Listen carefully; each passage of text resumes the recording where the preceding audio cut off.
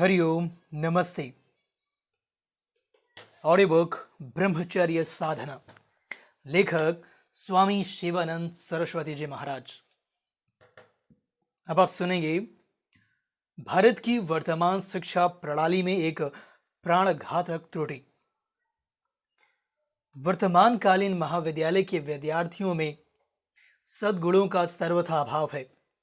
आत्मनियंत्रण तो वे जानती ही नहीं। विलासमय जीवन तथा असंयम उनमें कौमार अवस्था से ही आरंभ हो जाते हैं। अहंकार, धृष्टता तथा आज्ञा उल्लंघन उनमें बदमूल होते हैं। वे पक्के नास्तिक तथा अत्यधिक विषयी बन गए हैं। बहुतों को तो अपने को आस्तिक कहने में लज्जा प्रतीत होती है। उनको ब्रह्मचर्य तथा आत्मनियंत्रण का ज्ञान नहीं है। भूसाचारी वेश, अवांछनीय भोजन, कुसंग, नाट्यगृहों तथा चलचित्र गृहों में प्रायिक उपस्थिति तथा पाश्चात्य आचार व्यवहार के प्रयोग ने उन्हें निर्बल तथा कामी बना दिया है। ब्रह्म विद्या, आत्मज्ञान, वैराग्य, मोक्ष संपदा, आत्मिक शांति तथा आनंद से वे सर्वथा परिचित हैं। भूसाचार, बनाव ठनाव, भोगवाद, स्वादुलोलुपता तथा विलासिता ने उनके मन पर अपना अधिकार कर लिया है। महाविद्यालयों के कुछ छात्रों का जीवन वृत्त सुनने में अत्यंत दयनीय है। प्राचीन गुरुकुल में छात्रगण स्वस्थ, हृष्ट पुष्ट तथा दीर्घजीवी हुआ करते थे। वास्तव में ऐसा पता चलता है कि भारत भर में छात्रों के स्वास्थ्य का ह्रास हुआ है। इसके अतिरिक्त जिन अवगुणों तथा सद्व्यवहारों से उनका स्वास्थ्य नष्ट हो रहा है, उनमें वृद्धि हो रही है। आधुनिक विद्यालयों तथा महाविद्यालयों में नैतिक संस्कृति की शिक्षा नहीं दी जाती है। वर्तमान प्रणाली में शिक्षा के नैतिक पक्ष की पूर्ण उपेक्षा की गई है। आधुनिक सभ्यता ने हमारे बालक बालिकाओं को आसक्त बना डाला है। वे कृत्रिम जीवन यापन करते हैं। बच्चे ही बच्चे उत्पन्न कर रहे हैं। कुलाचार परिभ्रष्ट हो चला है। चलचित्र एक अभिशाप बन गया है। ये काम वासना तथा मनोविकार को उद्दीप्त करता है। आजकल चलचित्रों में महाभारत तथा रामायण के आख्यानों का प्रदर्शन करते समय भी उनमें अभद्र दृश्य तथा अश्लील नाटकों का अभिनय किया जाता है। मैं एक बार पुनः बलपूर्वक दोहराता हूं कि भारत की वर्तमान शिक्षा प्रणाली में पूर्ण तथा सशक्त सुधार की तत्काल आवश्यकता है। शिक्षा की कोई भी प्रणाली जो ब्रह्मचर्य के सिद्धांतों पर आधारित नहीं है तथा जिसके पाठ्यक्रम में संस्कृत साहित्य का अध्ययन अनिवार्य नहीं है, हिंदुओं के लिए उपयोगी न होगी। उसकी विफलता अवश्यंभावी है। उन्हें उपयुक्त शिक्षा पद्धति देने का जिन पर उत्तरदायित्व है, वे इस महत्वपूर्ण विषय से अनभिज्ञ हैं और यही कारण है कि शिक्षा में अनेक निष्फल प्रयोग हो रहे हैं। कुछ महाविद्यालयों के प्राध्यापक भूसाचारी पहनावा पहनने के लिए छात्रों पर बल देते हैं। यही नहीं, वे स्वच्छ किंतु सादे वस्त्र पहनने वालों को नापसंद भी करते हैं। ये बड़े खेद की बात है। स्वच्छता एक वस्तु है, फैशन अन्य वस्तु। तथाकथित फैशन सांसारिकता तथा विषयासक्ति में मूलबद्ध हो जाता है। जीवन में स्वच्छता शारीरिक तथा आध्यात्मिक विकास के लिए परम आवश्यक है। लड़के तथा लड़कियां अज्ञानतावश शारीरिक अंगों के दुरुपयोग के कारण जिससे जीवन शक्ति का निश्चित अपक्षय होता है, मौन रूप से कष्ट झेलते हैं। ये उनके सामान्य मानसिक तथा शारीरिक विकास में गतिरोध उत्पन्न करता है। जब मानव शरीर अपने स्वाभाविक स्रोतों से वंचित कर दिया जाता है, तब स्नायविक ऊर्जा में भी तदनुरूप ह्रास अवश्य होता है। यही कारण है कि उन अंगों में कार्य संबंधी रोग विकसित होते हैं। विनष्ट व्यक्तियों की संख्या वृद्धि पर है। नवयुवक रक्त क्षीणता, स्मरण शक्ति के ह्रास तथा दुर्बलता से पीड़ित होते हैं।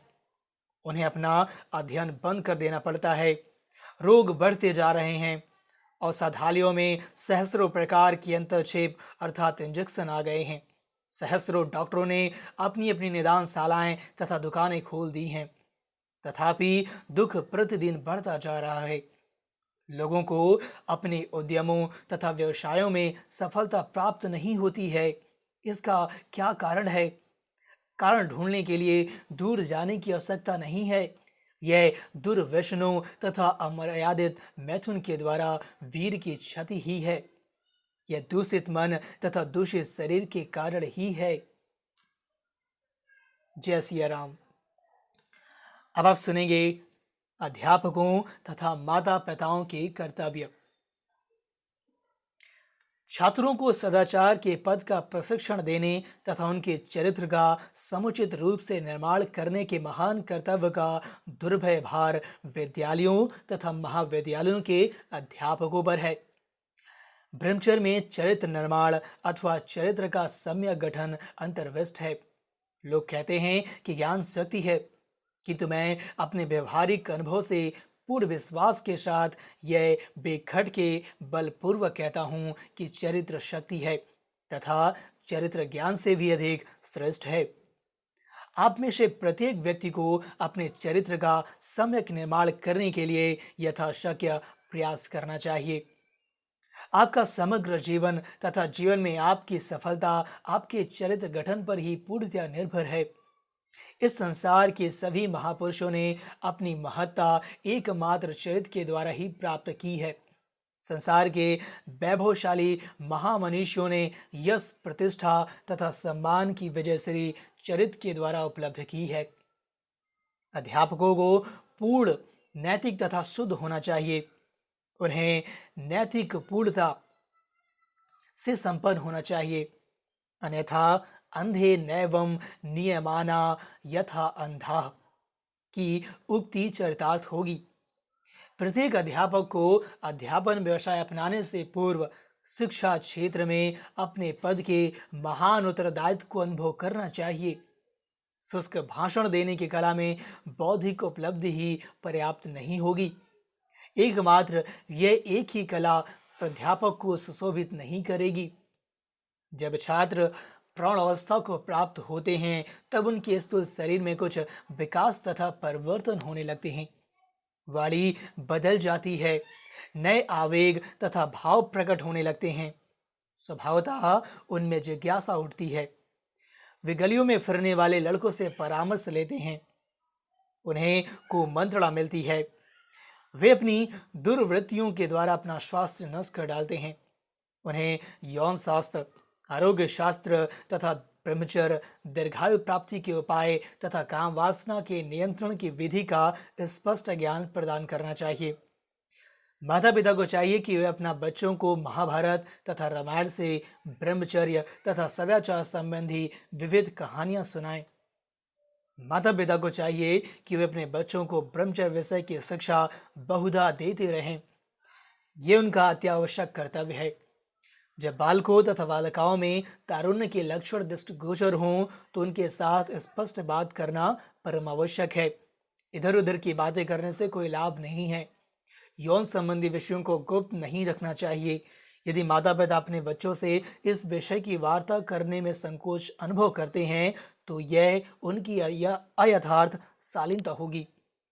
इस विषय में चुप्पी साधने से किशोरों का कुतूहल उद्दीप्त ही होगा। यदि वे इन सब बातों को समय पर स्पष्ट रूप से जान जाते हैं तो वे निश्चय ही कुसंग से अपतगामी नहीं बनेंगे और न उनमें दुर्व्यसनों का विकास होगा। अध्यापकों तथा माता पिताओं को बालक तथा बालिकाओं को समुचित शिक्षा देनी चाहिए कि वे किस प्रकार ब्रह्मचर्य में शुद्ध जीवन यापन करें। उन्हें शालीनता तथा संकोच के अपने मिथ्या भाव से पीछा छुड़ाना चाहिए। वे ही बालक तथा बालिकाओं की अज्ञानता के लिए बहुत कुछ उत्तरदायी हैं। किसी अन्य बात की अपेक्षा इन विषयों की अज्ञानता के कारण अधिक क्षति हुई है।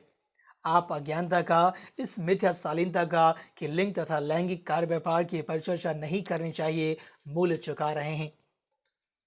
अध्यापकों तथा माता पिताओं को किशोरों के आचार व्यवहार का सतत अवलोकन करना तथा उनके मन में ब्रह्मचर्य के पवित्र जीवन के परम महत्व को तथा अपवित्र जीवन के संकटों को बैठा देना चाहिए।